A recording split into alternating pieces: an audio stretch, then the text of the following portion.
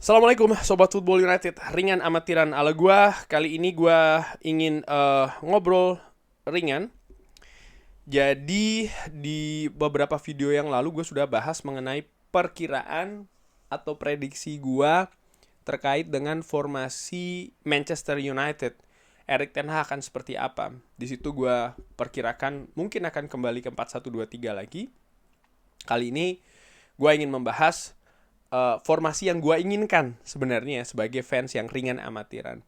Gue melihat bagaimana musim ini Erik ten Hag ingin menerapkan sistem yang berbeda di Manchester United ya. Ini sudah diperlihatkan ketika pre-season, tapi ketika Manchester United di awal musim ini ketika menghadapi Wolves dan juga ketika menghadapi Tottenham Hotspur ternyata masih belum bisa secara rapi memainkannya. Di antaranya adalah formasi 4-1-2-3 di mana gue menilai peran dari 3 gelandang ini sangat penting. 2 nomor 8 dan 1 nomor 6. Tapi kenyataannya Casemiro, Mason Mount dan juga Bruno Fernandes belum secara rapi itu tadi memainkannya di atas lapangan. Ada gap ya, ada situasi fisik yang belum mendukung. Lalu ini juga terlihat bagaimana situasi transisi yang masih juga belum rapi. Sehingga gue berpikir mungkin akan ada waktu ya lagi untuk squad ini beradaptasi dengan sistem ini. Apakah ini hal yang buruk? Gue tidak melihat demikian. Gue juga melihat bagaimana sistem seperti ini ada beberapa tim yang memainkannya dengan sebenarnya ini kan formasi bakunya menurut gue secara ringan amatiran ini kan ke 4-3-3. Liverpool secara ringan amatiran gue lihat juga ke sana, Manchester City tentu saja, dan ada beberapa tim lainnya. Namun demikian, secara ringan amatiran subjektifnya gue melihat dan gue harapkan ya, atau gue lihat dulu deh, ini bukan potensi terkuat dari Manchester United, formasi ini. Ini mungkin kritikan gue dalam tanda kutip secara halus kepada Erik ten Hag. Langsung saja, gue sih lebih melihat ke 4-2-3-1. Kenapa? Gue melihat formasi inilah formasi terkuat dari Manchester United. Melihat individu, ada dua hal. Nomor satu adalah individu-individu yang sudah ada di Manchester United, di mana mereka sangat terbiasa dengan bermain di 4-2-3-1. Walaupun ada pemain-pemain yang baru yang datang, tapi gue menilai pemain-pemain yang baru pun juga punya kapasitas yang bagus di 4-2-3-1. Nomor dua adalah ya bagaimana formasi 4-2-3-1 ini juga sudah sangat lama ya berada di Manchester United, sehingga ya seperti gue katakan di poin pertama, banyak pemain yang sudah sangat terbiasa, sangat mengerti banget. Dan gue menilai formasi 4-2-3-1 yang berada di Manchester United ini belum bisa dimainkan musim-musim sebelumnya secara optimal. Kenapa? Karena gue menilai walaupun individu-individu yang ada saat ini sudah terbiasa, tapi dalam perjalanannya, dalam hal ini adalah musim-musim sebelumnya, ada banyak pos-pos di formasi 4-2-3-1 ini tidak ditempati oleh individu yang pas, yang cocok. Contoh, Paul Pogba.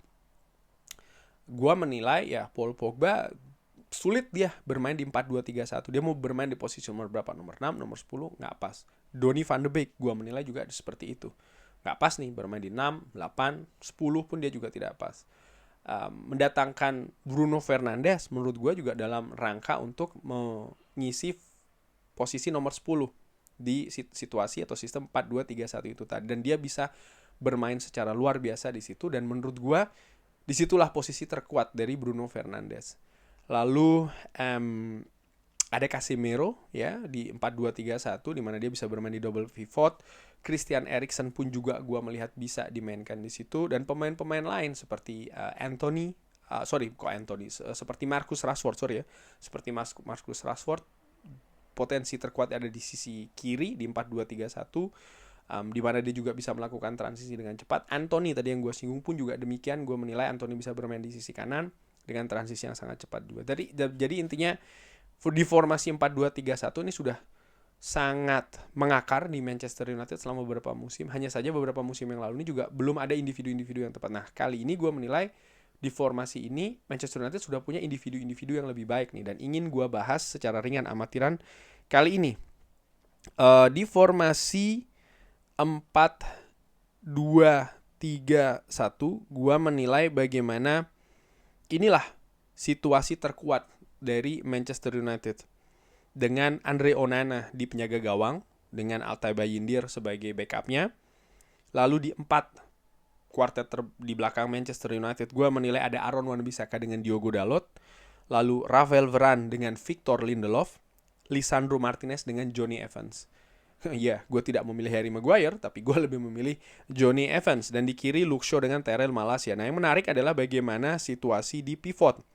Gue menilai Christian Eriksen memang ketika bermain di Brentford berapa musim yang lalu, 2 musim yang lalu ya, atau 3 musim yang lalu, dia bermain sangat luar biasa.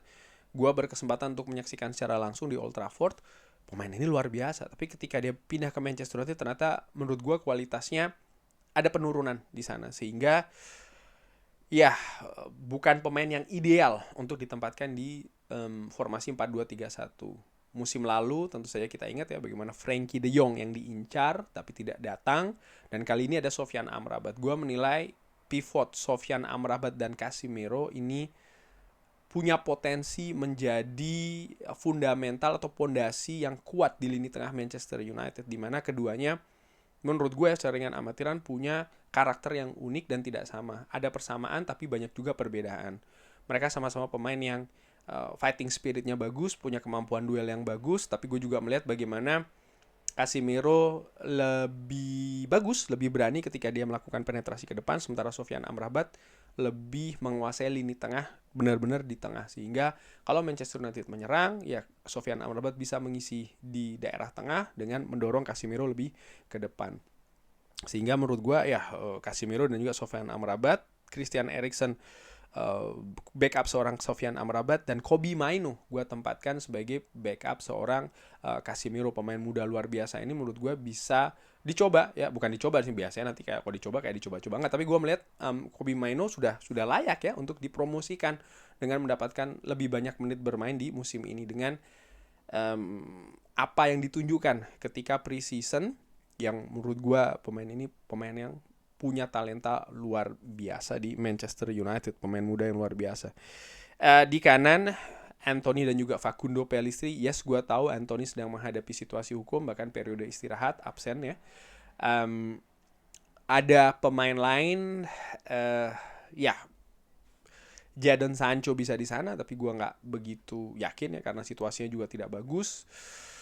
Ya Amad Diallo mungkin, tapi gue tetap menilai sebenarnya pakemnya ya Anthony dengan Facundo Pellistri di sebelah kanan.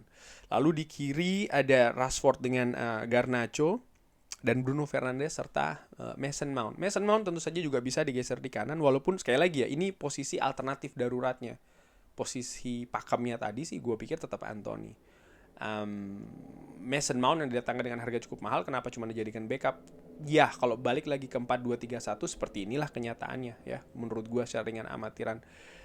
Faktor positifnya adalah ada backup untuk Bruno Fernandes, rotasi sekaligus juga pemberi kompetisi bagi Bruno Fernandes. Selain itu juga bagaimana fleksibelnya Mason Mount, tadi bisa dimainkan juga di kanan maupun juga di kiri maupun juga di pivot. Menurut gue itu salah satu keunggulan dari Mason Mount, selain juga bisa mengisi posisi di formasi yang berbeda. Nah itu juga menurut gue poin plus dari seorang Mason Mount yang di formasi 4-2-3-1 gue tempatkan sebagai ya pilihan kedua setelah Bruno Fernandes di posisi nomor 10. Dan di depan Rasmus Højlund dengan Anthony Martial.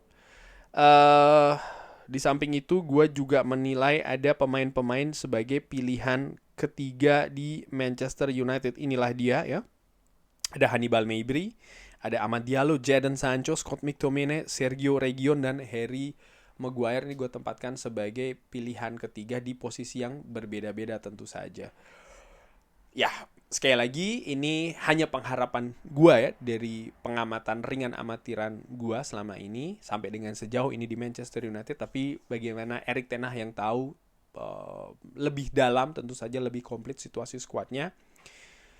Gue juga melihat bagaimana dari pertandingan awal Manchester United ketika ya balik lagi ke 4-2-3-1, nampaknya Manchester United bermain jauh lebih bagus, termasuk ketika kalah menghadapi Arsenal ya, di mana gue melihat Manchester United tampil solid ketika bertahan dan juga cepat, cenderung tajam ketika transisi counter attack. Hanya saja masih belum merapi, dan salah satu hal yang harus dikejar adalah fokus dan juga konsentrasi di menit-menit krusial, dan ini sudah pernah gue singgung di sering sekali ya di video-video sebelumnya. Kurang lebih demikian Sobat Football United. Bagaimana menurut Sobat Football United? Sepakat nggak nih dengan 4-2-3-1 dengan komposisinya? Atau punya pendapat lain? Nggak masalah, berbeda asal sopan. Bisa drop di kolom komen. Terima kasih sudah menyaksikan. Jangan lupa like, subscribe. Wassalamualaikum warahmatullahi wabarakatuh.